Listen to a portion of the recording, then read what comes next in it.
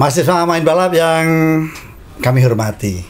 Saya asisten dosen dan sebelah kanan saya adalah dosen saya. Jadi satu hal yang cukup menarik tentang Ferrari di Shanghai. Jadi percaya atau tidak percaya kalau ke Cina itu memang kita harus hitung secara siu ya. Siu kuda lawan siu naga. Masuk atau enggak, ciong atau enggak. Ternyata ciong, sial. Ya. Ular. Ular. Nah, ini naga kan tahun ini. Ularnya iya, naga. Ular saya jadi beruntung. Aku juga ular. Iya, jadi oh, kita sama ular. Iya, tapi meninggal tapi. Oh, tahun ya dia tahun. Enggak, dia pernah ular. Ular iya kan. Logo mobilnya ular kan dulu. Ya, jadi yang terjadi seperti itu yang mengejutkan adalah satu saat. Lewis Hamilton yang sudah digadang-gadang sprint race-nya luar biasa, membawa harapan besar tifosi termasuk saya sedih loh, jujur. Saya sedih. Ini sekarang kita taping jam 12.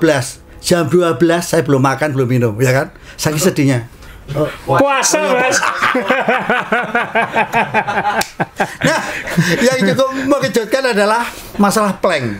Jadi mobil itu ada planknya supaya ketahuan kalau dia nyolong ukuran itu planknya akan habis terkikis, betul kan? Yeah. Gesek habis. Nah, sekarang Ferrari cerdas. Habis ini dia akan kerjasama dengan IT Bank. Tolong deh, ini plank ini ternyata kegesek-gesek kok gampang habis gitu kan? Gimana caranya nggak habis? Gampang. Orang bank bilang gitu, pakai bahannya kartu kredit. Itu teman-teman saya yang miskin suka gesek, itu enggak terkikis-kikis kartunya gitu. Atau ATM teman saya yang miskin masukin terus ATM-nya cuma lihat saldo, enggak kekikis kok. Udah, oh ya pakai ATM aja nanti, pakai ATM, bahan ATM. Jadi kalau kegesek enggak. Tapi yang mengejutkan adalah leker itu masalah apa ya leker itu ya? Masalah berat badan ya? Berat mobil. Iya, oke. Itu Ferrari langsung telepon. Pemerintah Indonesia, boleh dong saya ngirim satu pembalap saya ke Indonesia. Kenapa? Berat badannya tidak ideal. Udah, ikut MBG, makan gizi gratis, makan bergizi gratis. Supaya berat badannya supaya kembali lagi. Tapi yang jelas teman-teman, kita ini banyak tertipu karena Ferrari ternyata bukan lagi markasnya di Maranello, sudah pindah ternyata. Ada yang tahu? Ternyata sudah pindah di Eropa, di mana, Spanyol ya, benar ya? Karena kemarin ketahuan separuh nyolong itu Pak. Separuh. Mas Dewa kalau udah nanya, saya harus mikir 2-3 kali soalnya. Ini ada jebakan Batman terus sih. Ya, itulah Ferrari yang sudah kami gadang-gadang. Saya sudah beli lengkap. Jadi 2 barang ini sebentar lagi dari sini saya bersumpah akan saya berikan pada orang. Dah. Tadi orangnya yang nonton atau yang lain? Nah, nonton atau tidak. Tapi yang jelas waktu saya bilang gitu langsung oke, aku mau, istriku mau, anakku mau. Jadi akan saya kasihkan ordal orang dalam. Tapi saya kasihkan. Sangat dosa. Oke, saya gimana saya? Teman-teman, memang karena sprint race balapan kedua banyak sekali hal terjadi di Shanghai weekend kemarin dan saya sampai harus ngubah urutan diskusi itu berkali-kali, tapi karena sama Mas Dewo kan gampang jadi ngalir aja. Tapi sebelumnya kita selalu ingin cerita tentang Tiongkok. Kebetulan Mas Dewo bawa barang bukti. Kita ini pengalaman nonton Shanghai kan sejak balapan pertama kan Mas Dewo? Pertama 2003 bukan 2004 ya, 2003. Pasien 2003 saya. Ya. Jadi waktu itu tim teman-teman dari Indonesia, dari Surabaya khususnya, kita goes sampai kita tur bareng ke China nonton balapan, dan teman-teman ini punya hobi nyari souvenir yang nggak dijual. Iya. Kalaupun nggak dijual itu bisa dicuri atau diambil setelah balapan, atau dipaksa dibeli. Iya. Nah, Mas Dewo membawa 2 ini. Yang satu yang hiasan meja itu yang mana dulu? Yang untuk contoh. Kita hiasan meja dulu ya. Ini maaf ya, ini ngambilnya bukan puasa ya. Jadi waktu itu dosanya sedikit ya. Jadi teman-teman, ada restoran di Shanghai itu yang kalau temanya F1, dia tuh banyak barang-barang berbau F1 di mejanya gitu. Nah, ini nyala sebenarnya. Cuman ini lampunya ini kristal. Ini tahun kedua kristal, tahun pertama berupa mobil kertas ya. Mobil Honda ya. Iya, kertas. Tapi ada LED-nya. Jadi kalau dipencet ada lampunya. Jadi bagus banget. Jadi kita selalu ambilin. Walaupun nggak dijual. Walaupun sebenarnya tidak untuk diambil. Tapi kita ambilin. Nah, Mas Dewo ngambil 2 tahun berturut-turut. Jadi dosanya lebih banyak. Jadi saya ngambil 2 ini, satu untuk Asa, satu untuk saya. Alasan kan ke saya kan. Tapi bagus loh, yang ini bagus. Bagus. Saya pajang di lemari koleksi saya. Ini tahun kedua. Nah, kalau tahun pertama ini saya. Nah, ini teman-teman, ini bukan merchandise sirkuit. Ini tidak dijual di sirkuit. yang dijual beda dengan yang ini. Iya. Kenapa? Karena ini baju tukang parkirnya sirkuit. Jadi petugas apa ya? Ya kru ya. Ya, kru ya. Sirkuit, ya. Ya. Yang ini kebetulan yang ngatur parkir kan ya? Iya. Ngatur parkir bis ya. Iya. Ya. Karena teman-teman kan pakai bis. Jadi yang ngatur-ngatur parkirnya bis kalau contoh kan pakai seragam semua. Iya, keren. Itu ditawar sama teman-teman. Berapa itu Mas Yo? 200 yuan. 200 yuan. 200.000 kan lebih ya waktu itu loh. Iya. 200.000. Nah, setelah lomba kan ini. Iya, jadi waktu itu kan dia ketemu, saya nggak bisa bahasanya, saya nunjuk-nunjuk. Nggak bisa dia Dewo, dia bahasa koi. Kamu kan biasanya, kamu bahasanya cuma bahasa mujair, nggak akan connect. Oke. Kalau begitu ada teman yang mengkonekkan. Ini zaman belum ada Google Translate loh ya. Oh iya. Jadi ada teman yang bisa bahasa Chinese, ngobrol banyak, akhirnya deal Dewo 200 yuan. Terus dia telanjang, kamu ada kaos bekas nggak? Kenapa? Dia telanjang. Jadi kan kasih kaos. Kebetulan saya ada sponsor kaosnya waktu itu Nokia. Karena kita ada penonton dari Surabaya dapat door prize HP Nokia. Kaosnya itu memang belum kita bagikan saya. Terpaksa saya kasih ke dia telanjang. Kaosnya gini-gini terus ya. Ini malu dia. Jadi ini tukar tambah ya? Iya. Dan kaos Nokia-nya gratisan. Jadi batinya besar Mas Dewa itu. Ya bukan bati sih.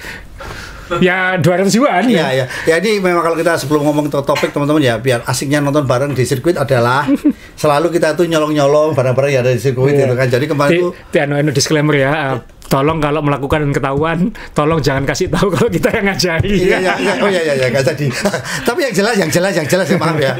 Ada kita di lobi ketawa-ketawa, ada yang hilang satu orang, turun sudah ketawa-ketawa, ternyata bendera peserta yang dipajang di atas itu apa namanya? Jadi balkon. Di hotel-hotel itu kadang-kadang ada tulisan Chinese Grand Prix, Shanghai Circuit. Peserta benderanya ada ya. Itu di balkon. Nanti hilang. Tahu-tahu udah dibawa sampai ke sini ya. Udah aku bawa.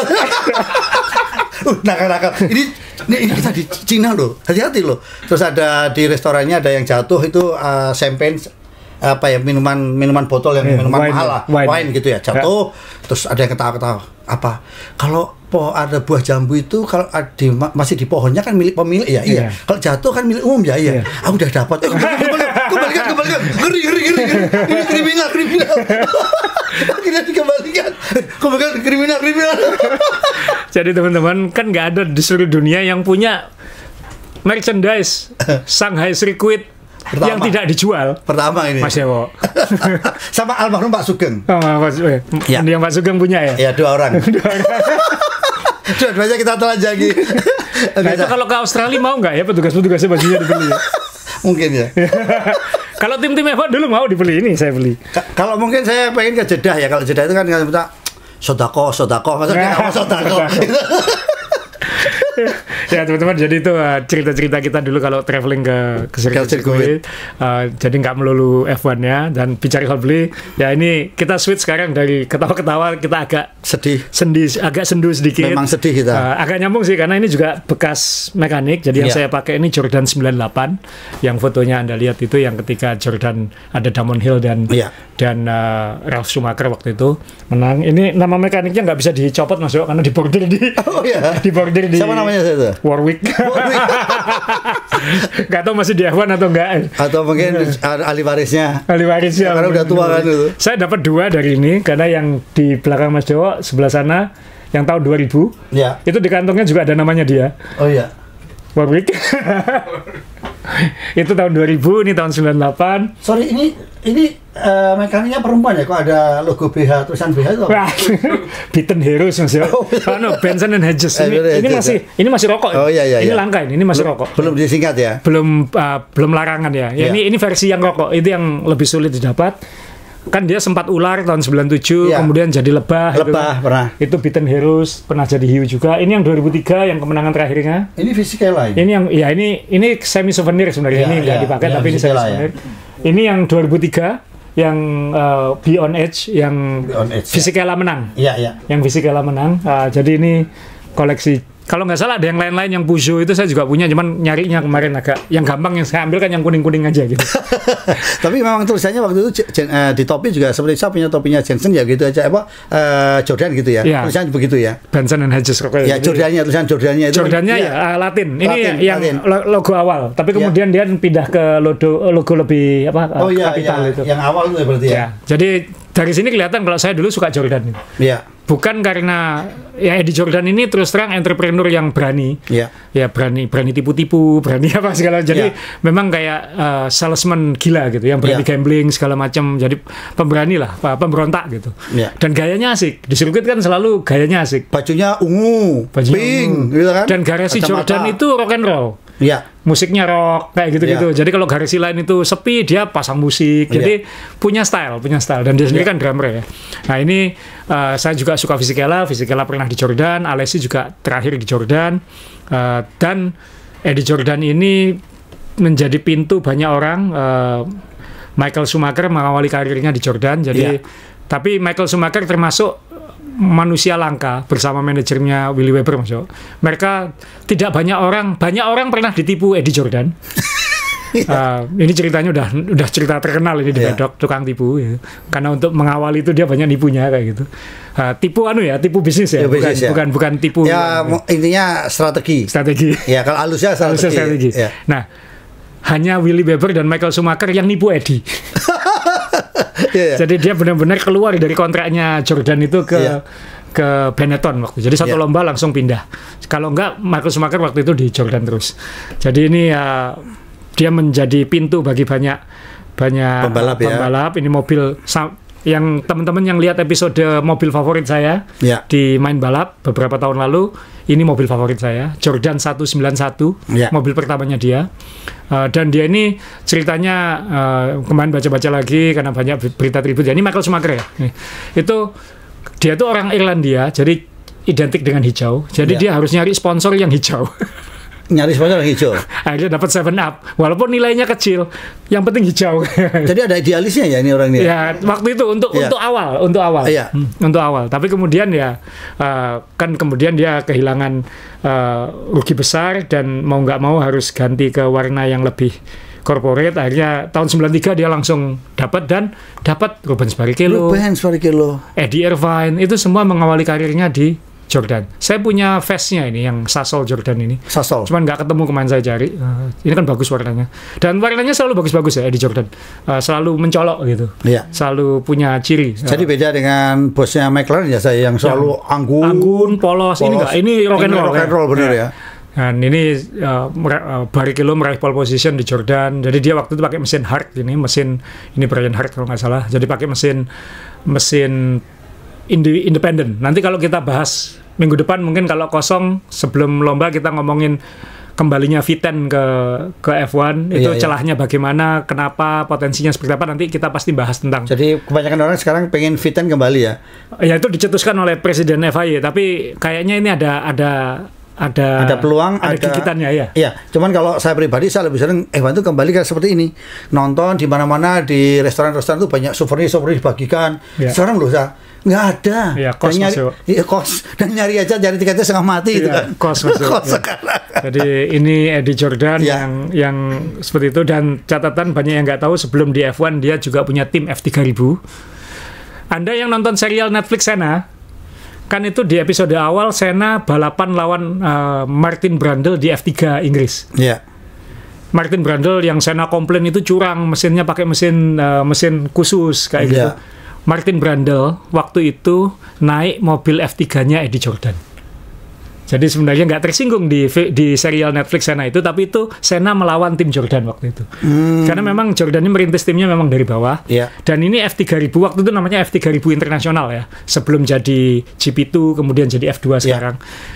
Ini juara F3000 tahun, moga-moga saya nggak salah ini, 89. Tahu ini siapa Mas Yo? Nggak tahu siapa saya. Jean Alesi. Oh, Alesi juga. Ya, jadi Alesi naik ke F1 gara-gara juara F3000, juara F2, dan dia terakhir balapan terakhirnya kan naik Jordan juga waktu itu sebelum pensiun. Jadi ini termasuk tim favorit saya dalam sejarah. Apalagi mobil ini sampai hari ini mobil favorit saya. F1, cakep banget mobilnya. Dan untungnya sekarang replika yang dulu seperti saya ini, ketika saya memulai koleksi tahun 2000, Asa sudah punya, WW sudah punya, rasanya udah hopeless ya, nggak mungkin barang ini bisa saya dapatkan. Tapi ternyata kok rilis lagi. Sekarang ini kadang-kadang kalau kita melihat barang ini stok lama atau apa baru atau lama gitu, ada nilainya kan saya.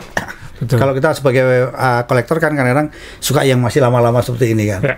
Dan penonton dulu juga banyak suka karena kan tim papan tengah yang ganggu atas itu kan Jordan gitu. Iya. Jadi dia kayak underdog favorit juga. Iya, termasuk jujur saya lihat koleksi Asa ini yang saya jealous adalah saya nggak mungkin mendapatkan Benetton, Michael Schumacher Benetton. Ya. Itu sulit sekali pasti. Ya, waktu itu. Iya, tapi memang apa ya, kondisinya membuat kondisi yang sangat pedih saya baru dapatkan karena COVID. Mungkin ada teman-teman yang butuh uang kan, saya. Yeah. Ada yang jual berapa 6 atau 8, saya ambil semua, saya padahal tuh mereka semua 43. Tapi memang itu barang lama gitu kan. Harganya masih harga yang lama. Koleksi saya pernah ditawar orang semuanya 300 juta Mas. Berapa? 300 juta, tapi ini kira-kira 15 tahun yang lalu. Sebentar, punyamu kan sekitar 1000-an ya. Punya aku yang hanya 100 saja kemarin itu sudah hampir 1,5 M. Nah ini, tapi dia minta syaratnya minta lemari kayu itu kayu boleh nggak apa-apa, sama minta Mas keterangan kalau ini yang benar-benar koleksi Anda, sertifikat rumah Mas sekalian. Maksudnya beli rumah sama koleksinya. Nggak mau Pak. Nggak mau saya. Terus lanjut ya, kita lanjut. Jadi Eddie Jordan kita semua penggemar baru mungkin nggak kenal siapa dia, tapi ini orang yang punya peran-peran sangat besar menuju F1 modern sekarang, karena dia termasuk yang harus struggle. Dia struggle saat F1 masih belum kaya, awal 90-an. Dia ikut menikmati ketika booming era Michael Schumacher, tapi dia juga yang hancur ketika cost-nya makin tidak terkendali. Jadi yang terjadi adalah tahun 2003 ke 2009 itu ketika pabrikan-pabrikan mulai masuk. Toyota, BMW, jor-joran semua. Cost-nya naik luar biasa, akhirnya independen yang kacau. Nah, itu dulu sudah jadi warning. Kalau independen kacau, F1 berbahaya. Gitu. Kenapa? Kalau nanti ada situasi global yang jelek, maka pabrikan yang akan hancur. Dan kalau pabrikan hancur, F1 hancur. Akan sepi juga. Dan itu terjadi 2008-2009 kan. Tiba-tiba keluar semua. Akhirnya F1 2010 harus ngeluarin izin untuk tim-tim gurum-gurum itu kan. Termasuk Marussia, Caterham, kayak gitu-gitu. Nah, waktu itu warningnya udah dari Jordan. Dia bilang, ini bahaya gitu. Tapi ya dia nggak akan mampu bersaing dengan pabrikan. Gitu. Akhirnya dia jual Jordannya yang kemudian menjadi Midland, kemudian menjadi Spiker ya. Mas Dewa punya polonya, Spiker kembali di Jepang. Kemudian Spiker jadi Force India. Ini personelnya masih sama ya, markasnya masih sama di Silverstone, orang-orangnya mayoritas masih sama. Force India kemudian dibeli oleh Stroll menjadi Racing Point, dan sekarang menjadi Aston Martin. Padahal waktu Racing Point juga pernah berbicara juga ya, lumayan juga menang kan Perez ya. Iya, Perez ya. Jadi tim fondasinya kuat sekali. Kalau jujur kalau lihat Eddie Jordan di sirkuit saya itu seneng. Kenapa? Saya tidak tahu kalau sejarahnya dulu rock and roll dan sebagainya, tapi ketika transisi F1 dari rock and roll menuju formal, perlu yang anggun, sekarang ini kaku-kaku ini kan orang ini yang jadi penengahnya saya. Ke sirkuit timnya, dia punya tim apa gitu kan. Dulu kan Jordan, sekarang nggak punya tim apa, tapi kan masih datang ke sirkuit, kacamata ungu, baju ungu, pink, kuning gitu kan. Jadi orang ini membedakan sekali gitu kan, generasinya itu kan. Rock and roll banget. Iya, kayak Jackie Stewart itu kan contoh orang lama yang datang selalu dengan apa yang ada apanya itu. Tartan ya, apa yang kota-kota Skotlandia. Iya, kota-kota terus topinya yang selalu itu kan. Jadi ya itu indahnya Formula One kalau kita di pedok, karena lihat ini orang lama sekali, ini ya kan. Ya, dan sebenarnya kabar Eddie Jordan kanker ini sudah sejak tahun lalu, tapi kan dia masih punya podcast dengan David Coulthard itu, dan dia banyak ngasih clue-clue bocoran sebenarnya di podcast. Kan dia tahu banget apa yang terjadi. Tapi katanya penyakitnya ini bersumber dari Perancis ya. Apalagi nih, Mas? Oh, itu pros ya. Ini lain ya, ini prostat ya. Prostat. Ini pros ya lain. Saya bikin tim pros ya. Prostat ternyata. Ya, prostat ya. Dan tapi dia sudah kontribusi terakhirnya di F1 adalah menjadi manajernya Adrian Newey, mengantarkan Mbah Newey dapat saham di Aston Martin. Itu terakhir dalam kondisi yang tanda petik udah sakit juga ya. Sakit. Jadi dia kalau nanti Aston Martin berubah menjadi super team dan lain-lain, dia masih punya peran di situ. Luar biasa nih orang, memang ini F1 banget Eddie Jordan. Jadi Eddie Jordan ini seniman tapi juga pebisnis ya. Pebisnis. Bukan pebisnis murni yang asal beli tim, laku jual enggak ya. Pebisnis berani game ya, entrepreneur Mas. Entrepreneur ya. Entrepreneur Mas. Tapi artnya banyak nih ya, banyak ya. Banyak entrepreneur hebat itu artnya juga kuat Mas. Jadi karena dia berani ngambil abu-abu kan gitu. Oh iya, betul. Berani ngambil yang abstrak. Iya. Saya juga sama. Entrepreneur always art itu ya. Hidupnya abstrak. kayak saya kan juga kuat seninya, tapi jadi berani abstrak kayak gitu. Jadi ya terima kasih Eddie Jordan, minimal bagian dari sejarah Anda saya punya koleksinya sebagian, masih ada lagi cuman nggak ketemu kemarin. Jadi ya saya nggak yakin akan ada Eddie Jordan baru ke depan, karena sudah beda era. Dulu kan era entrepreneur semua lah kayak gitu. Dulu kan nama tim kan nama orang semua gitu. Jordan, McLaren, Williams kan nama orang semua. Setelah ini kan yang datang Cadillac, jadi Aston Martin. Jadi sudah bukan. Nah ini kembali ke corporate, tapi fondasi keuangannya F1 jauh lebih kuat. Itu yang membedakan. Nah dia penggemar Jordan mungkin ada komen atau apa, silakan, mungkin punya kenangan Jordan atau apa, silakan disampaikan. Dulu saya pernah bagi-bagi replika itu mobil Jordan itu. Yang ada potongan kayunya. Oh iya betul, itu ada potongan kayu. Ya itu yang jadi masalahnya Lewis Hamilton kan. Iya. Nanti masih sabar. Iya benar kan? Sabar Mas Yo ya. Kita kembali ke laptop, kita bahas hasil dulu. Standar Piastri tenang, Piastri menang. Sangar ya Piastri ini. Norris nomor 2. Norris ini belepotan banget kemarin. Dia nggak perfect weekendnya, tapi dia masih selamat walaupun pedal remnya sudah flat katanya kayak gitu. Terus kemudian Russell konsisten podium terus. Ini hasil setelah Ferrari dibuang ya Mas Yo ya. Verstappen Mas Yo, ini teman-teman ya, ini loh juara dunia. Dia tahu dia nggak bisa menang, dia tahu dia nggak bisa podium, tapi aku maksimalku ke berapa? Siapa yang bilang ini nggak maksimal? Dia nyalip 2 Ferrari loh, dia ngalahkan 2 Ferrari. 2 Ferrari yang menang sprint loh ya. Jadi dia memaksimalkan betul ke aku maksimalku nomor 4 ya aku nomor 4. Kalau maksimalku nomor 3 ya aku nomor 3. Akan kejar. Itu yang mengerikannya level Max Verstappen. Yang bisa kayak gini kan cuman Michael Schumacher mungkin Lewis Hamilton yang ketika prime ya, bukan ketika sekarang. Terus dulu mungkin Ayrton Senna kayak gitu-gitu ya. Pokoknya hanya pembalap level tertentu yang bisa membawa mobilnya benar-benar maksimal potensi. Gitu. Kayak contoh kan maaf ya nih ke Piastri, harusnya mobilnya maksimal di Australia misalnya. Tapi akhirnya kan dia akan kesalahan kan.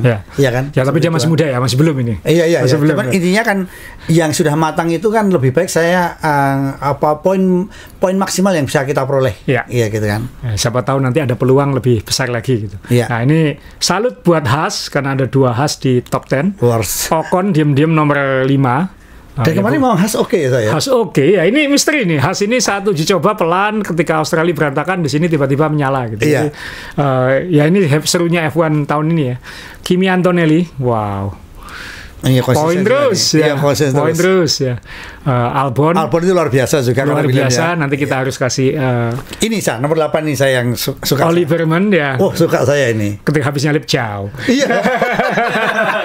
Cilik ngece. Jadi ini katanya pertama kali sejak 2017 ada 2 remaja dapat poin. Tahun 2017 tuh Verstappen sama Stroll. Sekarang Antonelli dan Berman sama-sama 18 tahun. Kemudian Lance Stroll diam-diam dapat poin lagi. Aman ini ternyata. Tadinya mau di-kick katanya. Tetap di Stroll nggak jadi di-kick ini. Dan Sainz mendapatkan poin pertamanya di Williams, walaupun dia ditenggelamkan oleh Albon 2 lomba pertama ini. Tapi ini akan jadi modal baik buat Williams ya, karena tujuan mendatangkan Sainz kan juga untuk ngecek Albon, dan itu berarti nge-push Albon. Judulnya kita ganti aja, jangan judulmu lebih baik di Cina Ferrari berbagi berkah gitu. Review Grand Prix Tiongkok, Ferrari berbagi berkah. Dan satu-satunya tim yang semua pembalapnya ikut puasa poin dan puasa podium. Sedih ya. sedih. Nah, klasemen jadi seru akhirnya. Ini Norris tetap nomor 1. Nah, ini dia tanda kutip dirugikan oleh fastest lap tidak dapat poin. Jadi dia tetap karena kan tahun ini fastest lap nggak ada lagi poin. Jadi dia 44 tetap juara dan nomor 2, tapi dia hilang poin di sprint ya. Jadi kesalahan dia saat qualifying di sprint itu merugikan dia beberapa poin lah. Kemudian Verstappen nomor 2-nya. Tapi lihat dulu di bawahnya, Russell 1 poin. Ini satu generasi semua, 3 ini satu generasi. 4 Mas Yo. Oh iya 3. Ini satu angkatan. Ini sangar ini yang menurut saya ya. Ini yang perlu dipertimbangkan tahun ini nih. Ini yang satu angkatan ya. Norris, Verstappen, Russell, Albon, Stroll, Leclerc. Iya. Ya, ini prime-nya mereka ini. Iya. Leclerc coba lihat 8 sah, jauh sah. Iya. Ini kan, woi sangat loh ini. 3 ini. Yeah. Sedih ya lihat Ferrari di peringkat 9-10. Ferrari di belakang Stroll teman-teman. Apa Hamilton dan Leclerc di bawah Stroll, di bawah Ocon, di bawah Albon. Antonelli. Aduh. Jadi Toto Wolff bilang untung Hamilton pindah. Mungkin kayak gitu. Sudah bayarannya mahal. Gitu. Nah, Antonelli kan jauh lebih murah gitu. Iya. Jadi profit bagi dividen. Terus udah mahal, suka main kayu. Kembali lagi main kayu. Sudah bukan kayu sekarang. tapi dulu memang awalnya kayu. Jadi ini driver standing, ya. klasemen tim juga unik. McLaren ada lebih jeda, 21 poin dengan Mercedes. Red Bull ini diijen kalau orang Jawa bilang. Itu kalau 2 orang 72 itu, jangan sendirian dia. Sendirian dia. ini yang lain main double, dia main single. Single ya. Sangar. Williams di atas Ferrari. Iya. Ini poinnya sama tapi count back ya, jadi posisi terbaik. Jadi posisi terbaiknya pun Williams lebih unggul daripada Ferrari. Sprint tidak dihitung, hanya yang race. Jadi Ferrari nomor 5, Haas hanya selisih 3 poin dengan Ferrari. Aston Martin di single juga oleh Stroll, sulit dipercaya. 10, Kick Sauber sudah punya 6, Racing Bull dapat di sprint kemarin dapat 3 poin. Nah ini Tsunoda apes banget. Tapi nanti akan ada gosip besar terkait Tsunoda dan Lawson ya. Kemudian Alpine masih 0. Alpine kan sebelum Grand Prix Tiongkok ini kan ada FIA akan mengetati pengecekan sayap. Itu kan semua orang mengira McLaren yang kena. McLaren nggak ngubah apa-apa kok, yang kena Alpine. Jadi Alpine satu-satunya tim yang mengakui harus memodifikasi sayapnya karena aturannya FIA. Iya, tapi kalau mau jujur ya saya, Alpine ini saya, Duan gimana Duan? Kayaknya masih oke, iya, inkonklusif ya, tapi masih oke menurut saya. Menurut saya masih oke. Petarung banget ya. Tinggal nanti penilaiannya Alpine seperti apa kan. Tapi petarung ya saya. Potensi Mas. Iya, balapannya keren loh juga loh ini. Bukan sekarang tidak ada lagi rookie bapuk ya, tapi ini benar-benar potensi menurut saya. Nah, sekarang ya kita bicara soal cara sebelum ngomong McLaren, karena McLaren kan pole dua-duanya. Di Australia selisihnya hanya 0,084, di China selisih antara Piastri dengan Russell hanya 0,082. Jadi McLaren ini keunggulannya lebih di race pace, bukan di qualifying. Qualifying dia masih punya masalah pembalapnya memaksimalkan mobil, karena mulai muncul dari Norris, mobil ini sensitif. Jadi ya mobil yang cepat pasti sensitif kan ya. Semakin dipush makin bandel lah gitu, makanya ini kudanya makin liar gitu.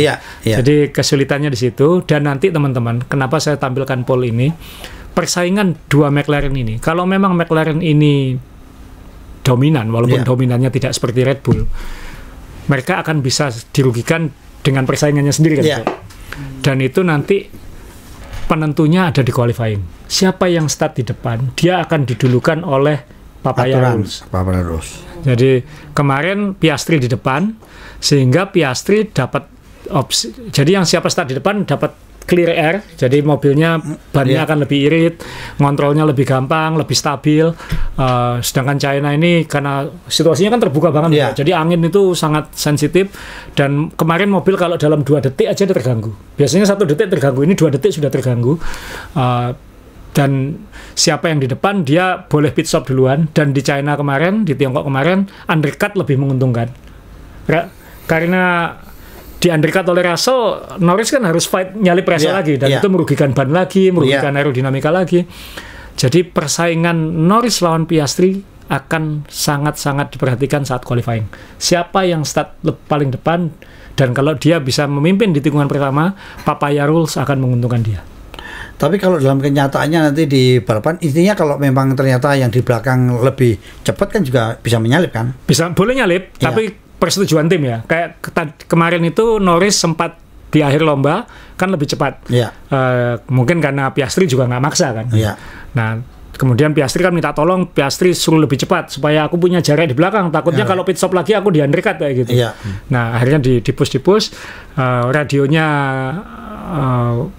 McLaren bilang ke Norris, simpen dulu, konservatif dulu sekarang, hati-hati dulu sekarang. Nanti di akhir lomba kalau bahan bakar memungkinkan dan situasi memungkinkan, silakan fight kayak gitu. Jadi termasuk di Australia kan, Piastri juga diingatkan kan, hold position, kalau sudah aman posisi silakan fight. Jadi siapa yang di depan akan diuntungkan oleh Papaya Rules. Jadi saya mulai menangkap apa itu Papaya Rules. Order itu akan diberikan sesuai situasi dan kondisi. Berarti ini kan kedua pembalap ini petugas tim dong? Iya, dan itu sudah ditegaskan gitu. Dan dua-duanya kontrak jangka panjang, jadi Piastri barusan perpanjang kontrak ya. Yeah. Jadi pasti di situ ditulis kamu harus nurut dengan Papaya Rules, segala itu pasti dituliskan. Termasuk di Norris juga ini ditambahkan. Dan bagusnya Zak Brown kan kemarin begitu finish dua-duanya langsung dirangkul gitu, supaya langsung adem gitu. Ini pemimpin banget orang ini. Waktu di interview sama Andrea Stella juga bilang ini orang sebelah saya ini tim prinsipal terbaik di F1. Jadi dia benar-benar bisa ngayomi, bisa menjaga. Karena ternyata memang kan mukanya Norris kelihatan nggak enak sebenarnya. Iya, di podium juga kelihatan nggak enak. Jadi memang inilah kalau pembalap ini memang kondisi apapun memang jiwa petarungnya itu memang nggak bisa hilang kan. Kesempatan jadi ambil kan. Ya. Ini kalau ada Max sudah hancur semua ini ya. Dan berantem kan. Iya. Dan ya kalau tadi dibilang stat kan memang statnya yang menentukan kan. Jadi di analisa ini analisa ini kan ini kan sebenarnya kecerdasan Ferrari sebenarnya. Karena Max waktu itu harusnya kalau Max ngikutin Ferrari ngambil yang sebelah kanan nempel sisi dalam harusnya aman kan. Dia kan keluar diblok sama Norris ya kan. Tapi setelah itu Ferrari ngambil yang ruang kosong ya waktu itu kan. Ya akhirnya dia yang dapat ya. Iya dapat kan dia. Ya. Karena ini kan lebar banget dan itu tikungan siput kan. Jadi melengkung lalu melengkung lagi. Betul. Dan itu mungkin dan Piastri kemarin sebenarnya startnya kalah sama Russell, kalah sedikit tapi dia bisa bertahan. Ya. Norris kemudian yang bisa mengambil keuntungan ya, kemudian ngambil dan 1-2 dan setelah itu sudah Papaya Rules. Jadi nanti balapan-balapan berikutnya adalah qualifying akan sangat menentukan. Belum tentu 1-2 ya, belum tentu. Siapa tahu pole-nya Russell, siapa tahu pole-nya Verstappen. Tapi siapa McLaren yang di depan, dia akan jadi prioritas. Dan itu sebenarnya mirip dengan Hakkinen dan Coulthard dulu. Iya, tapi kan karakter pembalap itu kan tidak bisa sama saya. Ada yang jagoan memang kualifikasi memang jago, tapi balapannya kadang-kadang belepotan. Kadang yang kualifikasinya nggak bagus, tapi balapannya bagus. Ya, ini dalam konteks ini kalau melihat tahun lalu dan tahun sebelumnya, Norris ini qualifying-nya jago. Piastri baru sekali dapat pole. Baru dapat pole di sini kan itu. Jadi harusnya ini Norris. Tapi kalau ngelihat Norris di Tiongkok kemarin, kelihatan kalau dia lebih under pressure, maksudnya. Seolah-olah dia harus pole kayak gitu. Sehingga dia bikin kesalahan karena saat qualifying itu sampai Q2 kan Norris yang lebih cepat. Apa ini juga efek psikologis tahun lalu ya saya? Ketika ada kesempatan Norris juara dunia melawan Max, dia secara mental belum siap. Sekarang ketika dia siap, temannya juga siap. Sebenarnya juga siap, bisa jadi. Jadi ini ujian dua-duanya lah. Kan sekarang ini mungkin kalau kita survei seluruh dunia, sentimennya mungkin bilang Piastri lebih potensi kayak gitu. Iya, betul. Sentimennya kira-kira kayak gitu. Nah, ini akan jadi ujiannya Norris. Gitu. Karena di Australia Norris ada luck-nya karena Piastri melintir itu kan kena rumput. Nah, si Norris sekarang harusnya kan dia ada masalah juga kemarin tapi tetap bisa finish. Jadi ada luck-nya juga sebenarnya. Tapi dia sebenarnya pole kemarin harusnya milik Norris, tapi dia membuat kesalahan di akhir itu. Di terakhir sedangkan Piastri bilang itu hairpin terbaik dalam hidupku, dia bilang kayak gitu. Nah, kan di hairpin terakhirnya itu yang Norris belepotan. Ini Norris ini seharusnya kemarin pole dan kalau kemarin Norris pole aman. Bisa jadi dia sekarang poinnya udah 50. Sudah jauh, jadi mungkin sudah diutamakan mungkin ya. Jadi kemarin gara-gara kesalahan jangankan nomor 2 jadi nomor 3 kan kena Russell. Nah, ini yang akan jadi tontonan seru. Duel McLaren ini bukan di balapan karena di balapan akan di-manage oleh tim. Duel serunya adalah di qualifying. Nah, nanti pertanyaan teman-teman akan banyak, mungkin kemarin juga banyak yang nanya saya, kenapa kok Ferrari bisa kuat saat sprint, McLaren nggak terlalu, tapi McLaren sangat kuat saat race, Ferrari malah berantakan. Nah, ini sebenarnya agak kompleks dikit. Jadi sprint weekend itu selalu memberi tantangan buat tim-tim karena hanya ada satu sesi latihan. Sesi latihannya pagi, yang temperaturnya belum tentu relevan dengan race. Race itu siang atau sore yang lebih panas. Jadi datanya itu bisa beda, apalagi dengan ban yang kemarin dibawa, ternyata selisihnya ekstrim banget gitu. Ban hard itu sama sekali tidak dipakai saat latihan, Mas Yo, karena semua ingin memaksimalkan minimal sprintnya. Jadi pakai medium dan soft untuk qualifying dan untuk sprint dan untuk startnya lomba. Ban hard itu tidak satu pun tim memakai ban hard saat babak latihan. Jadi ban hard itu misterius saat lomba. Iya. Prediksinya Pirelli 2 stop. Ternyata Banyak yang satu. bisa 1 stop. Bisa 1 stop. Bisa 1 stopnya itu pun banyak yang nggak yakin, sehingga banyak yang kejebak 2 stop. Yeah. Dan yang mencoba dipikir 2 stop bisa ngejar, ternyata juga nggak bisa. Yeah. Hamilton. Iya. Nah, sprint race di lomba kedua lagi, yang mobil-mobilnya masih belum hafal. Iya, betul. Mobil-mobilnya masih baru seminggu dari Australia. Di Australia juga hujan, jadi nggak tahu datanya seperti apa. Jadi banyak faktor-faktor X di Tiongkok ini yang bikin performa mobil itu yoyonya luar biasa gitu. Jadi belum bisa jadi patokan ya? Belum bisa jadi Walaupun patokan. kemarin juga ada yang WA saya, Dr. Bimo, ini autopedi dari Jakarta. Ini rasanya kalau lihat ini Mas, Ferrari ini menyimpan ini rasanya untuk apa? Kualifikasinya. Di balapannya mungkin dia akan kencang. Saya pikir masuk akal juga ya kalau lihat sprintnya hasilnya seperti itu. Terus saya analisa ya. Kemarin kan kita lihat Ferrari pede banget itu. Lewis plan A, Leclerc plan B, terus Lewis plan C. Dua-duanya plan D. Diskualifikasi. Asem. Saya ingin menyampaikan juga satu lagi juga Mas Jo. Karena tadi ini balapan kedua, sprint race latihannya sedikit, bannya ternyata di luar prediksi. Ada satu lagi Mas Jo. Yang ini sebenarnya bukan faktor berbeda, ini faktor yang menumpuk atau saling membebani. Sprint race itu kan 19 lap menggunakan ban medium. Ya. Jadi kenapa Ferrari bisa kelihatan kuat? Saya baru dapat jawaban ini setelah lomba gitu. Kalau setelah sprint saya juga nggak paham ini juga. Tapi ketika lomba ban medium tuh 14-15 lap masuk. Semua langsung ganti, langsung ke hard. Hardnya langsung sampai air habis itu. Jadi ban mediumnya graining kan ya. Nah mereka nggak berani gambling, grainingnya itu hilang kayak gitu. Nah karena sprint itu 19 lap, jadi pada dasarnya setelah lap 14, semua itu sudah bertahan hidup itu. Jadi tidak mungkin agresif, tidak mungkin salip-salipan. Itu yang bikin kenapa mungkin Lewis aman di depan. Karena masih belum batas. Yang belakangnya juga nggak berani. Yang belakangnya juga nggak berani, karena kalau aku maksa, banku habis, dan kalau banku habis, langsung hilang. Yang terjadi kan disalip oleh Piastri kan, si Verstappen kan waktu itu. Nah, karena bannya Red Bull juga lebih boros medium. Nah, itu yang jadi. Jadi 19 lap pakai ban medium yang setelah lomba semua tahu ban medium nggak bisa 19 lap. Terlalu pelan. Gitu. Tapi ini balapan ini juga ternyata merugikan juga menguntungkan. Ketika di Australia nggak bisa jadi patokan karena hujan. Ketika di Cina, di Shanghai nggak ada hujan. Jadi balapan ketiga harusnya menarik dong. Ini sudah dapat 2 data ini. Mau kering atau mau basah sudah punya data semua kan. Bagusnya adalah kita dapat Grand Prix China, Grand Prix Tiongkok yang berbeda. Sulit ditebak.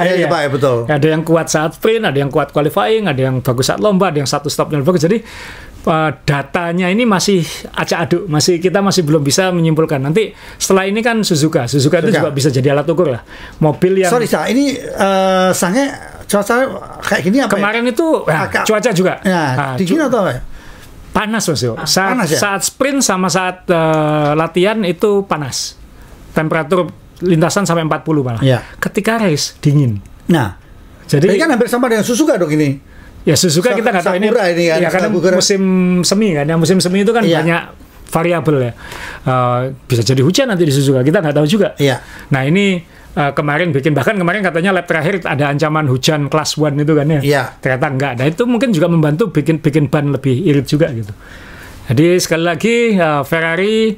Nah kenapa saya tambahkan lagi ini tadi apa tadi? 1 balapan kedua semua belum hafal. 2 ke sprint itu bikin tidak bisa latihan banyak, tidak bisa check and recheck, ban hardnya tidak jelas. Dan keempat, kan ada perbedaan aturan park fermé antara sprint race dengan balapan biasa. Kalau balapan biasa kan mobil baru masuk park fermé saat qualifying kan. Setelah qualifying nggak boleh diubah. Gitu. Nah saat sprint, setelah sprint race, mobil keluar dari park fermé, boleh diubah setelannya. Nah, makanya di postingan main balap di IG kan bilang setelah sprint tuh siapa yang bisa menyesuaikan mobilnya akan bisa mendapat keunggulan saat lomba. Dan itu terjadi yo-yo lagi gitu. Jadi McLaren mungkin punya mobil tercepat, tapi setelan awalnya jelek. Baru ketemu setelah sprint. Kalau itu bukan sprint, mungkin dari hari Sabtu sudah kuat dia. Ya. Tapi kan karena dia nggak sempat ngecek, akhirnya dia jelek dulu Sabtu, baru bagus Minggu gitu.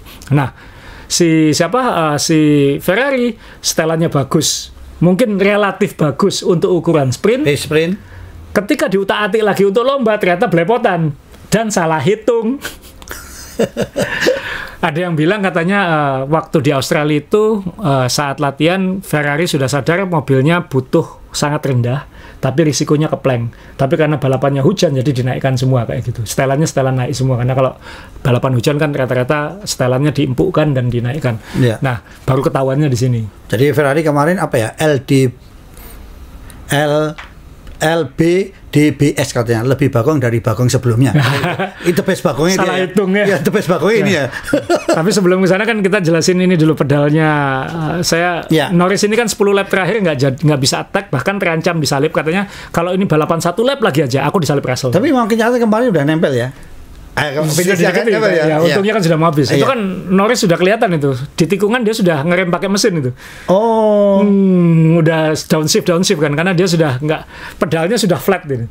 Pembalap itu kan duduknya naik. Episode Sean waktu itu nunjukin bagaimana duduknya kan. Begini, jadi pedalnya ini makin gini. Nempel gitu ya. Nempel gini doang. Tapi pressure-nya masih sama katanya. Jadi dicek oleh tim, tekan aja, itu pressure-nya masih sama, cuman feeling di kakimu aja yang beda. Kan ada elektroniknya juga Mas. Nah ini saya sempat dikoreksi oleh penonton main balap. Kan saya bilang brake by wire. Itu ada benarnya. Teman ini yang ngoreksi juga benar, ada hidroliknya kan, itu pegas hidrolik ada sistem hidrolik yang ngasih feeling ke kaki itu kan, yang bisa disetel itu. Dan memang rem depan itu masih pren hidroliknya masih ada, tapi yang rem belakang itu sudah brake by wire sebenarnya. Jadi hidroliknya hanya untuk jadi ada hidrolik ke belakang, fungsinya hanya untuk sinkronisasi aja. Karena ada elektrikalnya, segala ada sistem energi recovery segala macam yang itu sinkronisasinya elektronik. Jadi kombinasi antara hidrolik dan brake by wire. Nah, tim kan bilang yang belakang aman karena kan by wire, yang depan juga aman katanya. Tapi itu feelingmu aja yang jelek gitu. Cuman hati-hati takutnya nanti pedalnya copot. Kalau pedalnya copot nggak ada yang bisa ditekan ya gitu.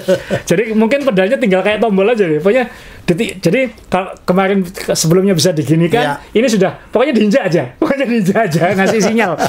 ngasih sinyal. Nah, saya langsung cari gambar rem, saya dapatnya dari ini dari Alpine waktu Ocon masih di Alpine. Ini contoh pedal rem. Jadi tumit itu di atas ini, telapak jari-jari itu di atas ini. Nah, ini yang diinjak. Jadi full carbon fiber ya. Full carbon fiber, ringan sekali ini. Dan ini yang pengait-pengaitnya titanium dan lain-lain. Nah, ini contoh pedal yang kemarin tidur kayak gini mungkin sudah. Ya untung masih bisa finish. Jadi teman-teman itu ada Craig Scarborough itu kayak mantan engineer F1, dia ngasih penjelasannya bagus, bisa dicari penjelasannya soal rem itu. Ini saya juga jadi belajar lagi kemarin. Terima kasih teman yang mengoreksi. Saya bukan orang teknis, jadi saya tahu itu ada brake by wire, tapi ya ternyata masih ada hidroliknya. Nah, ini masalahnya Lando, tapi dia akan selamat finish nomor 4 walaupun ini gara-gara pedal tadi ya saya. Gara-gara pedal. Iya, pedal ya. Jadi memang di Formula One itu kan yang bisa menghentikan pembalap Formula One kan cuma 2, rem atau istrinya gitu kan. Untuk menghentikan dari pembalap. Oke, saya ini kalau kita kembali ke McLaren, jadi bisa dikatakan McLaren mobil terbaik saat ini. Yes, masih. Tapi marginnya hanya sekitar 2/10, 3/10. Jadi kita masih menunggu layoutnya sirkuit sama cuaca ya. Betul. Bagaimana itu akan menentukan balapan tahun ini akan menarik atau tidak ya. Yang lebih menarik lagi ya pasti Piastri lawan Norris ini nanti. Ya bukan tidak mungkin nanti Ferrari akan comeback, Red Bull akan menemukan solusi, Mercedes yang kayaknya sekarang Mercedes yang paling dekat kayaknya. Mercedes dekat, bisa melonjak. Jadi ya kita tunggu. Ya 4 loh. Masalahnya nanti habis Suzuka kan Bahrain. Nah Bahrain kan McLaren lagi karena kemarin dia relatif paling bagus di situ. Kemudian setelah itu kan Arab Saudi yang banyak lurus-lurusnya itu jeda. Nah, ini 3 lomba ke depan kita akan lihat ini. Suzuka itu sangat meliuk-meliuk, sangat downforce. Katanya McLaren harusnya lebih kuat lagi di situ, lebih dominan di situ. Kemudian ada Bahrain yang kalau lihat hasil uji coba kemarin mungkin bisa di mirror dikit. Kemudian nanti akan ada jeda yang kita akan melihat top speed di lintasan jalanan. Iya. Ini kan top speed tapi mulus dan panjang. Kalau jeda kan mulus dan sempit dan tembok gitu, akan beda dan lebih bumpy. Oh ya, ini juga satu lagi, aspalnya baru ya. Maaf. Sirkuit Shanghai ini aspalnya 100% baru. Jadi itu juga yang bikin kenapa prediksi bannya agak meleset. Ya, karena memang Shanghai itu waktu COVID kan memang asalnya tanda petik dari sana, sehingga tutup dulu ya. Ya, tutup. Dulu, jadi tahun lalu banyak komplain kayaknya ya, sehingga tahun ini di resurface ulang. Ya. Jadi itu banyak faktor kemarin yang bikin balapannya jadi yo-yo. Peta kekuatannya jadi agak-agak. Kita mungkin nggak perlu singgung terlalu banyak, Mas. Ya, kita ke Mercedes. Kita ngomongin dua pembalap Mercedes. Ya, jadi ya satu si luar biasa emang Russell konsisten. Dia tidak punya mobil. Sekali lagi nih, kalau tidak punya mobil tercepat, pastikan Anda konsisten, itu aja. Ya. Siapa tahu nanti bisa jadi kayak Nicky Hayden atau siapa, John Mir. Oh iya. Jadi juara dunia walaupun menangnya sedikit itu. Ya, tapi ini kalau melihat dari gayanya Russell sudah berubah saya. Tahun lalu itu kan mungkin ada Lewis Hamilton ya. Jadi dia kadang-kadang kalau udah memimpin bikin kesalahan.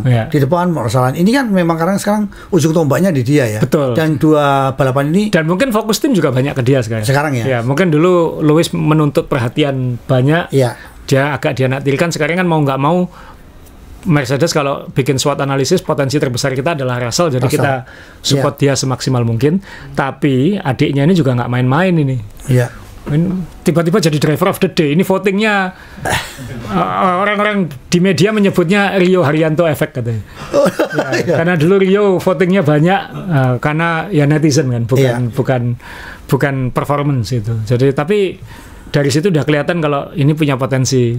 Saya yakin fansnya sudah banyak sekarang. Iya, ini ABG ini, Netflix ini. Ya, fansnya sudah banyak. Ya. Dan 2 lomba, 2 kali poin. 2 poin. Bayangkan hebohnya nanti ketika Kimi meraih podium dan kemenangan pertama. Itu akan jadi sesuatu yang wow. Ya, ini kan cukup menarik ya. Pembalap muda di tim besar, pembalap muda di tim menengah atau bawah. Karena yang menengah bawah, ya mobilku nggak siap, Yang di menengah juga, ya mobilku nanggung ya. Tapi kan yang di tim besar ini juga tidak ringan bebannya ini. Kamu di tim besar kan. Kamu banyak orang pengen di tempatmu, jadi jangan sia-siakan kan. Iya kan, kamu kalau tidak bisa, cek toko sebelah. Apa tokonya? Oh, Lawson. Sekarang kita ke Red Bull ya, kodenya langsung dari Mas Dewo ya. Cek toko sebelah, Lawson. Oke, sekali lagi Max Verstappen berhasil memaksimalkan mobilnya. Satu, dia tidak bisa dikejar oleh Lewis yang menggunakan ban baru, dan dia bisa menyalip Leclerc yang sama-sama pakai ban lama. 1 stop.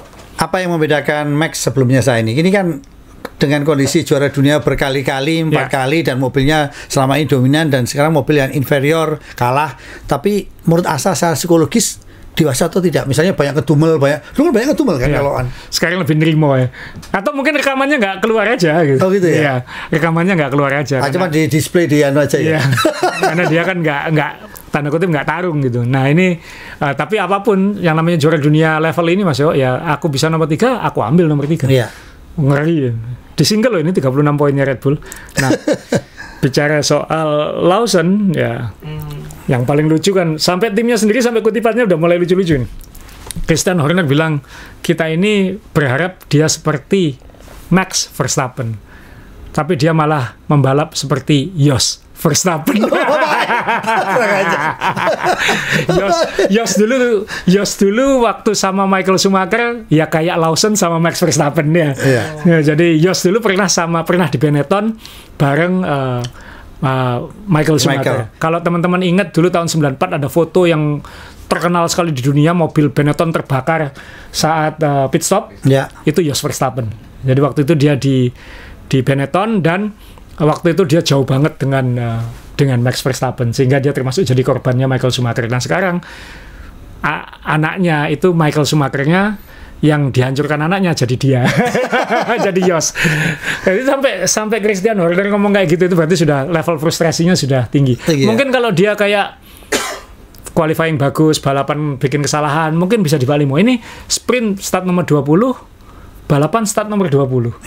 Dan kemarin waktu di Australia bikin kesalahan juga melintir. Jadi ada apa ini? Ini kok terlalu compound problem gitu, terlalu Jadi, banyak. Ini mungkin bagaimana menyikapi tekanan mungkin saya. Kalau kita lihat waktu dia di waktu dia di Visa, itu kan juga bagus prestasinya. Oke kan, maksudnya kan dia sama Tsunoda kan bersaing. Iya, mengalahkan kan. Ya, dan ini yang bagus tahun ini cuma rambutnya aja model baru lebih boy saya.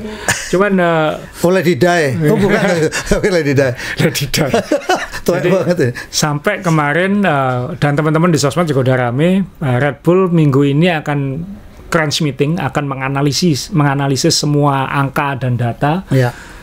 Ada kemungkinan dia akan tukar kursi dengan Tsunoda di Jepang. Ini kalau kita lihat dari awal, kenapa dari awal tidak Tsunoda, tapi di tengah-tengah Tsunoda. Ini kan juga memang kalau kita bayangkan apa yang terjadi di Suzuka nanti kan heboh sekali nih. Ini luar biasa ini. Dan ini memang kalau kita ngomong PR, kita ngomong marketing, ya Honda di sini saya. Nah, Tsunoda sempat ditanya oleh media, kamu kalau misalnya di Jepang nanti pindah ke Red Bull, kamu siap dengan minim persiapan? Dia bilang, tentu siap, itu mobil lebih cepat. Wah, ini kan makin ngancam Lawson. Karena secara teori mobil Red Bull harusnya lebih cepat daripada Racing Bull. Jadi ya Tsunoda kan nothing tulus saja mungkin. Dia tahun ini terakhir kali disupport oleh Honda mungkin kan, tahun depan Honda pindah ke Aston Martin. Belum tentu dia juga ikut ya. Kenapa Tsunoda begitu hebat dalam 2 lomba pertama ini? Mungkin karena dia juga harus menunjukkan aku sudah tidak punya sponsor lagi untuk tahun depan. Aku harus bertahan karena kemampuanku gitu. Kalau dia dapat kesempatan menggantikan Lawson, aku harus ambil. Itu kan bisa hidup mati kan. Kalau aku bertahan di sana, aku mungkin akan dipertahankan oleh Red Bull. Kalau aku hancur ya sudah, ya memang daripada aku nggak ngambil kesempatan kayak gitu. Iya. Ini kalau now or never, do or die kayak gitu. Kalau bahasa Jepangnya harakiri ini. Aku tadi mau ngomong harakiri, cuman agak gimana gitu. Benar ya, itu kan? Ya, itu kan? Betul kan? Jadi sudah ambil kesempatan, udah. Bukan hari kamikaze masuk. Oh, kamikaze. Iya, kamikaze ya. Ya, kalau harakiri bunuh diri ya? Bunuh diri ya. Oh, iya. Kamikaze. Dia akan, yaudah. Oh, ya harakirinya untuk Lawson aja. Untuk Lawson. Tapi gini, ini salah psikologis lagi. Ya. Tim ini nyaman nggak kalau Tsunoda masuk dia berpartner dengan Max, dengan gaya Max yang menurutku sih nggak ngaruh siapapun pembalapnya. Benar, terbukti selama Max di situ kan gonta-ganti berapa kali udah. Gasly diganti Albon diganti Perez sekarang diganti Lawson mau diganti Tsunoda. Ini bukan hal, dan Red Bull dari dulu kan kayak apa ya, kayak main undian putaran gitu. Gantian pembalap. Siapa tahu nemu yang bintang kayak gitu aja. Dia nggak takut gitu. Iya, tapi kan beda gaya dengan Mercedes ah. Kimi dimasukkan, oh ternyata kita udah deg-degan. Kimi loh ini musuhnya, ini tim besar loh. Ternyata bisa kan. Bisa. Dan situasi di Mercedes mungkin tidak sekejam di Red Bull ya itu. Jadi lebih dibina, lebih disiapkan kayak gitu. Kan dulu kita ngomong waktu Mercedes masih sama McLaren dulu kan, Lewis Hamilton itu rookie dengan persiapan terpanjang mungkin. Nah, kalau yang terjadi nanti Lawson di Visa ternyata mengalahkan Tsunoda gimana? Bisa jadi ya? Tsunoda bisa jadi juga. Bisa jadi juga kan? Ya itu berarti kan siapa engineer-nya mobil kedua kan gitu ya. Jadi mungkin buat Red Bull ini penting untuk ngecek ini, jangan-jangan pasukan yang mobil kedua ini pasukannya yang mabuk-mabukan atau apa gitu. Jadi nanti kalau memang ternyata Lawson sukses di Visa, ya nanti orang bilang, wah gak kuat derajat gue. Ya, tapi ini akan jadi sesuatu yang menarik. Jadi kalau minggu depan kita ada podcast, mungkin termasuk salah satu bahasan. Jadi ini nasib Lawson sulit dipercaya. Ya tinggal Lawson itu kalau ketemu partnernya body, udah pasti sukses ini. Terus seharusnya kita ngomong Ferrari, karena Ferrari diskualifikasi, kita harus applause kepada Ferrari walaupun kepada Haas. Ferrari di dis juga nggak kita omongin sekarang ini. Nanti terakhir. Kita dis juga ya. Terakhir. Disiksa, disakiti sampai akhir Mas. Waduh, teman-teman tuh, saya lihat teman-teman sudah sangat euforia gitu ya. Oh sudah ya, menang sprint gitu kan ya. Menang sprint ya. Saya udah siapin juga kok itu, tenang. Ya, oke. Sekarang kita ke Ocon, nyalipnya luar biasa loh ini kemarin. Berani banget. Dan nyalip Antonelli kalau nggak salah ini. Iya, jadi ya off-road ya. Off-road, setengah off-road, main rally dia. Jadi ya Haas selamat, double point, dan ini akan jadi melegakan buat tim ini karena sempat dikira habis ya. Habis. Ya dibanding tahun lalu kan ini kan apa efek jadi pembalapnya gitu kan. Ada double point ya. Cuman sadar Mas Jo, Berman ini cantik banget loh sebenarnya. Saya pikir waktu wawancara itu pakai lipstick orang ini. Cantik banget. Om Bobby bilang, cantik banget tuh pembalap. Bahaya nih teman-temanku ini. Sekarang anggota sukses suka sesama ini. Tapi jujur saya waktu dia nyalip ini hebat ya, TV itu memang langsung lihat ayahnya bagaimana reaksi ayahnya. Yang ini ya, yang ini. Iya kan? Iyalah. Bayangkan itu tekanan orang tua. Iya kan? Termasuk tekanan anak ke orang tua juga kan? Orang tuanya Norris juga kan tegang itu waktu terakhir. Iya. Sampai engineer-nya bilang, kita lebih baik finish nomor 2 daripada tidak finish. Lando harus diingetin itu kan. Jangan aneh-aneh kamu. Nah, ini pembalap ini gimana ceritanya kalau kita lihat ini gayanya seperti ini, dan menurut saya ya ini asik ya, ini kalau saya nyalip ciao. Ya. Jadi apa punya ya? Gaya ya? Iya, apa ya? Kayak mainan gitu. Yeah. Ini benar main saya, bukan tekanan gitu kan. ABG banget ya. Iya, bukan tekanan gitu menyenangkan. Kan. Dulu salah satu pembalap yang kalau nyalip punya style itu Nigel Mansell Mas. Ini jadi ingat tahun 90-an, 80-an. Nigel Mansell itu kan karena dia Inggris, dan Inggris itu ada kayak bangsawannya yang era lama loh ini ya, bukan era Gen Z, Gen A sekarang ini. Mansell dulu kalau habis nyalip dia bisa ngomong dengan terima kasih, thank you very much. Jadi ngomongnya kayak ngomong bangsawan yang kayak gitu-gitu. Ini kan maaf ya, ini kan ciao terus tadi diomongin kan selebrasi kan sebenarnya. Selebrasi kan. Iya. Jadi ingat temanku tenis gitu kan sama Petrus ini.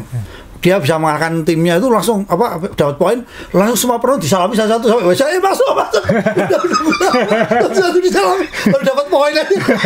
Saking senengnya. Iya, ini selebrasi kayak gini kan jarang sekali di Formula One. Iya, mungkin karena ada larangan omong kotor ya. Jadi mungkin akan banyak rekaman-rekaman yang lebih unik sekarang kayak gitu. Iya. Jadi ini selamat kepada Haas, double point. Williams juga selamat. Albon ini tahun lalu sepanjang musim dia 12 poin, sekarang 2 lomba udah 16 poin. Apa yang terjadi dengan yang terjadi dengan William, kalau kita mau jujur ya, karena William ini harapannya besar sekali ketika tes mobil kemarin. Ya. Rasanya dominan. Sekarang ini kalau kita lihat Haas bisa juga gak main-main juga. Gak main. Tapi kayaknya pace-nya Williams harusnya oke lah. Wah, ini kan sekali lagi sirkuitnya seperti apa Mas? Iya. Nanti ketika di Bahrain kan dia mungkin akan kelihatan bagus lagi. Ujiannya dia nanti mungkin di Suzuka, karena kalau downforce-nya real, mobil itu harusnya kuat juga di Suzuka. Nah, nanti kita lihat. Tapi Albon hebat dalam hal ini, di bawah tekanan datangnya Sainz dia bisa naik level. Yeah. Minimal kelihatan naik level. Mungkin dulu sudah hebat, tapi karena perbandingannya dengan yang lain nggak kelihatan hebatnya. Ternyata setelah ada Sainz dia kelihatan hebat. Dan saya dikirimi foto ini oleh Om Bobby Arifin. Ini fotonya Om Bobby ini. Ini pacarnya Lily He ya, pemain golf ya. Jadi, dan satu lagi Mas Dewo, Thailand ya, bicara soal Thailand. Sebelum balapan Shanghai ini, CEO F1 sempat ketemu Perdana Menteri Thailand. Karena ada kemungkinan Grand Prix di Bangkok Street Circuit 2028. Wah, ini sangar ini. Kalau kita udah ngomong Thailand ini sama saja kalau kita ngomong Bali kan. Jadi pariwisata connect dengan sport ini kan. Dan mereka mungkin dalam bikin major event lebih matang daripada kita lah. Kita ini kan cost sosialnya gede banget ya. Yeah. Di Indonesia ini setiap kali big event besar, jangankan event seperti F1, MotoGP aja kita tahu kehebohan negatif ya, kehebohannya macam-macam. Konser aja kehebohannya macam-macam. Kan gampang kalau nyari penonton ya, balapannya tuh selalu pilkadanya aja tiap tahun. Kan sedihnya apa? Semua tokoh datang semua kan. Sedihnya apa? Gitu. Kita semua sekarang jadi konsumen Mas. Nanti kalau ada F1 di Thailand ya kita ke Thailand karena itu yang paling murah mungkin. Ya ini kadang-kadang kita sedih ya. Jadi jujur aja, dulu waktu kita ke Malaysia bisa 5.000, 7.000, saya lihat almarhum Ekis bisa bawa ribuan orang, dapat intensif untuk nonton di sana. Ini kan ya kenapa hotel kita mahal? Maaf. Ya gini, maksudnya kenapa Indonesia nggak bisa bikin event besar? Menurut saya bukan lagi karena pemerintahnya, karena masyarakatnya juga. Kalau menurut saya ini kita harus fair seperti itu. Jadi ya Albon dia bendera Thailand Mas, walaupun dia setengah Inggris setengah ya. Thailand, tapi dia balapan pakai bendera Thailand. Jadi potensinya akan besar sekali di situ. Ini ancaman loh, karena menurut saya ya memang sekarang negara itu kalau mau buat event-event ini yang sebenarnya kalau bisa dikelola dengan baik kan memang pendapatannya gede tuh harusnya. Gede banget. Iya kan, gede banget kan. Economic impact itu orang Indonesia sulit memahami. Di sini kan belum apa-apa di demo ormas, belum apa-apa udahlah. Kita kan sama-sama bikin event Mas. Kita tahu kos sosialnya kadang-kadang lebih besar daripada kos penyelenggaraannya kayak gitu. Iya, nggak berani jawab. Kanan kiri jurang. Ya, tapi itu realita. Ini mungkin bedanya main balap dengan podcast F1 lain di Indonesia. Kita ada diskusi gini-gini dikit. Kalau saya kan eventnya kecil-kecil jadi aman. Sembunyi aja. Oke, ke tema utama kita. Gasly juga kena diskualifikasi. Iya. Ini alasannya sama dengan Leclerc, tapi ya kita ngomongin kesayangan teman-teman semua lah. Bagaimana caranya Hamilton setelah menang sprint, iya, tiba-tiba bisa kena double diskualifikasi ini Ferrari. Yang pertama siapa dulu? Kasusnya siapa dulu Mas? Mungkin Lewis dulu aja yang di depan saya. Lewis ini yang plank ya. Ya. Jadi Lewis Hamilton ini bukan pertama kali plank. Lewis dan Leclerc sama-sama pernah kena diskualifikasi gara-gara plank tahun 2023 di balapan yang sama. Jadi setelan dua-duanya suka rendah kayaknya ini. Nah, ini plank, jadi seperti kalau belum, bagi yang sudah paham mungkin ini mengulangi, tapi yang belum paham, mobil F1 itu di bagian lantainya itu dikasih plank. Ini bermula tahun 94. Waktu banyak tragedi itu, jadi caranya adalah supaya mobil itu tidak terlalu rendah ke permukaan, itu dijaga jaraknya itu dengan dikasih waktu itu kayu, wooden plank. Kalau kayunya terkikis terlalu banyak, mobil itu didiskualifikasi. Ini untuk menjaga supaya mobil tidak bottoming gitu. Karena itu salah satu dugaan kenapa Senna meninggal kan bottoming itu. Nah, tradisi memakai plank itu diteruskan sampai sekarang sebagai alat ukur bagaimana mobil itu terjaga ketinggiannya. Nah, setelah lomba itu dicek, kalau tebalnya 1 cm Mas, kalau terkikis lebih dari 1 mili, maka dia akan didiskualifikasi. Nah, kemarin itu kan toleransinya berarti 0,9 mili. Iya, 0,9 mili. Punya Hamilton kemarin 0,85, jadi hanya setengah mili. Setengah mili nggak bisa dinego itu ya? Nggak bisa. Nggak bisa setengah mili. Jadi ini aturan adalah aturan. Aturan. Saya ngambilnya dari Craig Scarborough yang saya bilang tadi. Ini sekarang tidak lagi dari kayu, sekarang dari yang namanya resin ya. Resin ya. Sama-sama bisa terkikis lah. Ya. Ini contoh plank ketika masih baru. Ini contoh plank setelah dipakai lomba. Jadi yang diukur itu 3 bagian, ujung belakang, tengah, sama ujung depan. Jadi yang diukur cuma 3 itu sebenarnya. Tengah, belakang, sama depan. Nah, Lewis kena yang belakang, berarti bottoming belakangnya gini. Oh ya. Nah, itu yang terkikis melebihi toleransi sehingga didiskualifikasi. Dan Ferrari tidak menyangkal, tidak membantah, ya kita membuat kesalahan langsung. Sebentar ini kan setengah mili itu kan kecil banget saya. Ya, tipis banget. Saya aja ya gimana? Ini nggak bisa menggambarkan setengah mili. Penggaris saja nggak bisa akurat itu. Nggak pintar negosiasi. Iya. Setengah mili aja kok nggak bisa. Loh, Lewis kan di Mercedes juga pernah kena waktu lawan Verstappen 2021 yang sayapnya nggak bisa dimasuki, cuman selisih sedikit juga itu kan. Iya. Nah, ini yang menarik dari Formula One teman-teman. Jadi aturan adalah aturan. Ini yang jujur kita harus banyak belajar untuk diri kita sendiri aja lah. Ya kan, pakai helm, pakai safety belt itu kan diri sendiri ya. Ini F1 itu kalau kita cermati menarik loh. Nggak ada kompromi. Padahal kasus-kasus besar juga ada saya. Dulu ya saling ditutup. Ada juga kan. Tapi apa yang terjadi? Apakah yang pegang sekarang, karena yang pegang itu memang sekarang adalah perusahaan bisnis yang teknologi Mas. Ya FIA kan pasti untuk fairness di mana-mana ya. Polisi itu penting. Kalau polisinya benar, dunianya benar. Intinya kayak gitulah. Jadi untuk memastikan kompetisi ini fair kan ya scrutineering-nya harus benar. Jadi memang ada yang tanya loh, berarti saat sprint race didiskualifikasi juga? Enggak. Tadi sudah kita bilang di awal. Setelah sprint race, mobil keluar lagi dari Parc Fermé, tim boleh memodifikasi. Jadi yang terjadi adalah modifikasi Ferrari setelah sprint race yang bikin masalah. Sebelum sprint race sudah benar, tapi mungkin Ferrari merasa wah ini tim-tim lain bisa lebih cepat ini, kita harus bisa lebih cepat lagi. Memaksimalkan lagi. Kita modifikasi lagi mobilnya. Pendekin lagi atau suspensinya diapakan, downforce-nya diapakan, akhirnya malah bablas, malah kelewatan gitu. Nah ini itu yang terjadi. Jadi Lewis Hamilton jadi korban plank, sedangkan Leclerc, ini pit stop ya. Sedangkan Leclerc ini sudah balapan tanpa sayap depan ya, tanpa sirip sayap depan, senggolan dengan Lewis sendiri. Waktu ditimbang, kasus Leclerc dan Gasly itu sama. Kasusnya mirip dengan Vettel dulu waktu didiskualifikasi waktu podium di mana itu, Austria atau di mana saya lupa. Oh, itu bahan bakar tuh ya? Bahan bakar. Sama persis ya. Jadi Leclerc, FIA tahu sayapnya copot, jadi dia ditimbang. Jadi siripnya ini ketemu Mas di sirkuit, diambil oleh Marshall, dibawa ke scrutineer ring.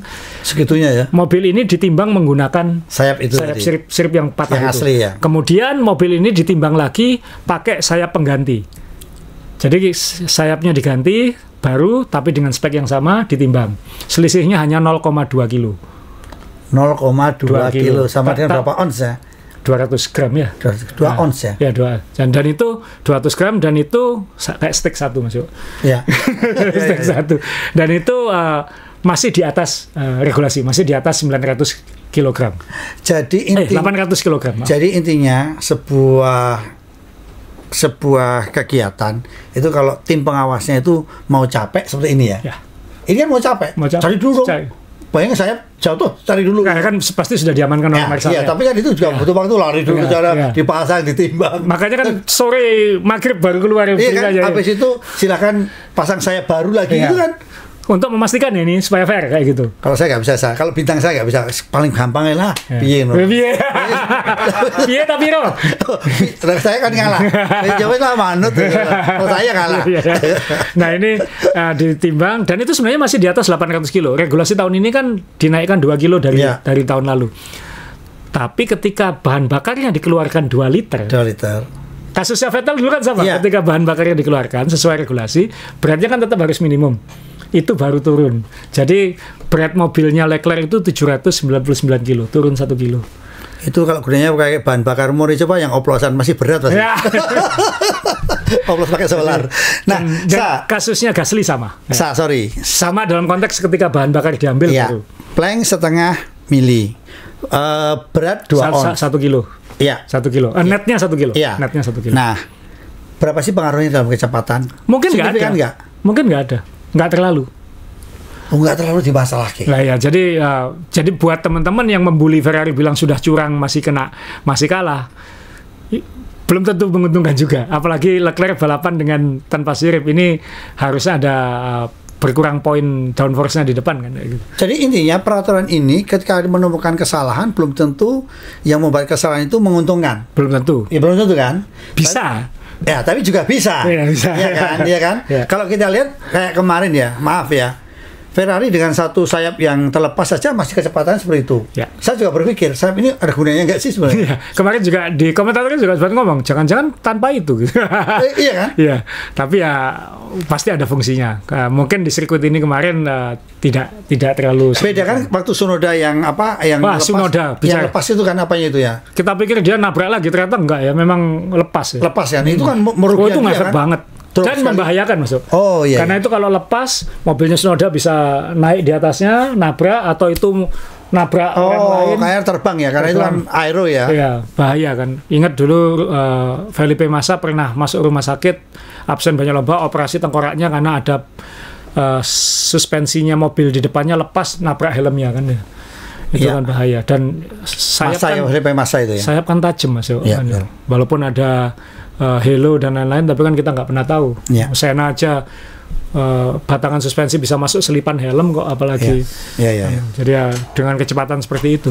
Nah ini jadi apakah ini Ferrari bagong dalam konteks persiapan mobil? Iya, karena dia tidak mengantisipasi masalah kecil-kecil tadi ya. Kan berat itu kan harusnya paling gampang gitu. Tambahi aja 1 kilo supaya aman. Berarti dia marginalnya mepet banget. Buktinya McLaren yang dihebohkan pakai mini DRS nggak ngubah apa-apa.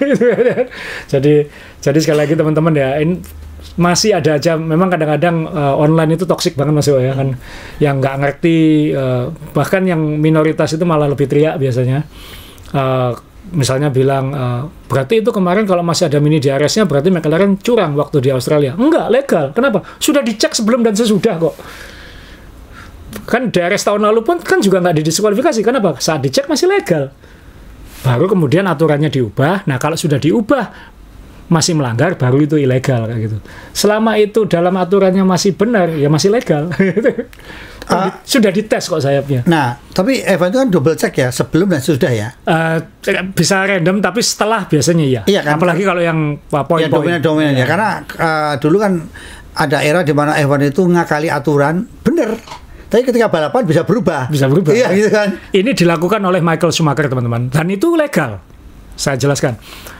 Sekarang mobil itu berat minimum itu termasuk pembalapnya, supaya adil Mas Dewa. Jadi pembalap yang kecil kayak Tsunoda tidak diuntungkan melawan pembalap yang gede kayak Ocon. Jadi berat termasuk dengan orangnya. Nah itu tetap menguntungkan yang kecil. Kenapa? Karena bisa dikasih balas. Dan balas itu pemberat bisa ditaruh di tempat-tempat strategis yang membantu handling mobil. Gitu. Nah itu termasuk kreativitas tapi itu engineer ya? Marginal maksudnya itu. Tapi secara bobot adil karena semua 800 siapapun pembalapnya. Dulu nggak kayak gitu Mas. Dulu nggak ditimbang dengan pembalapnya. Dulu pembalap ditimbang di awal musim.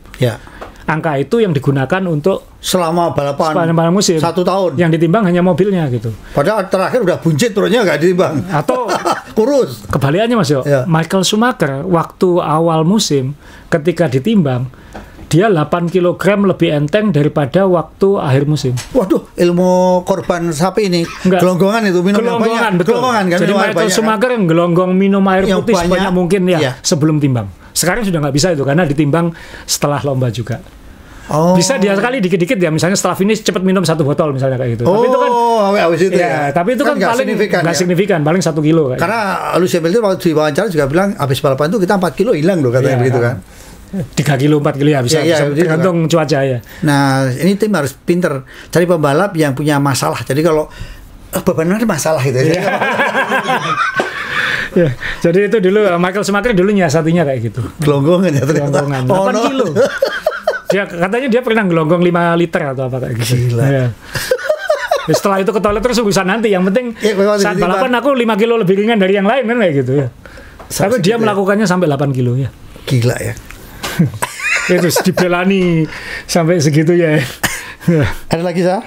Cukup Mas Dewa, kita ini balapan yang penuh cerita soalnya. Ini setiap aspek ada ceritanya ini tadi. Jadi ya, sekali lagi selamat kepada Piastri. Dia bisa juara dunia, Lando bisa juara dunia, tim lain masih bisa ngejar. Kita libur minggu depan, tapi kalau ada waktu kita akan podcast ngomongin siapa tahu Lawson sudah diganti, ngomong soal V10 mungkin, karena saya penggemar V10. Dan ya mungkin persiapan Suzuka. Ya. Jadi minggu depan mudik loh Sah. Pakai Zoom aja pakai kita. Zoom kan bisa. Ya siapa kan bilang kalau kita ada waktu. Mas Dewa nggak dengar itu alat menghindarku yang paling penting Mas Dewa. Ya tapi kadang-kadang kalau lihat DM-nya teman-teman itu saya tuh ya kadang-kadang kok kita sih ya teman-teman ya. Saya merasa melihat teman-teman itu kayak saudara itu, sedulur itu. Jadi kalau ada DM itu saya pasti saya balas semuanya.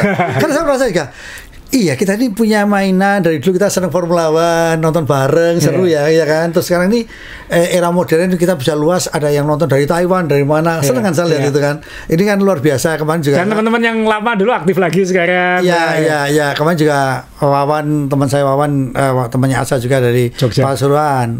Ya sempat tanya, Mas di Surabaya ada nggak ini yang nonton bareng ya? Terus terang belum Mas, karena apa? Karena memang masih puasa, nanti kalau udah balapan malam. Sebenarnya Suzuka menarik ya, itu jam 12 siang. Itu setelah Lebaran kan? Seminggu setelah. Ya apa? Kemarin saya udah ngobrol sama Mas Andi yang punya hotel baru yang di seberang ada kopinya After Dark itu kan. Ada sur gede kan, saya bilang, Mas main gini toh. Ayo, goden. Kan kita tunggu Mas Dewa ya. Kita serahkan ke Mas Dewa untuk bikinnya. Ayo serake kau. Terlalu sepi aku yang nombok. Nombok kopi terus aku.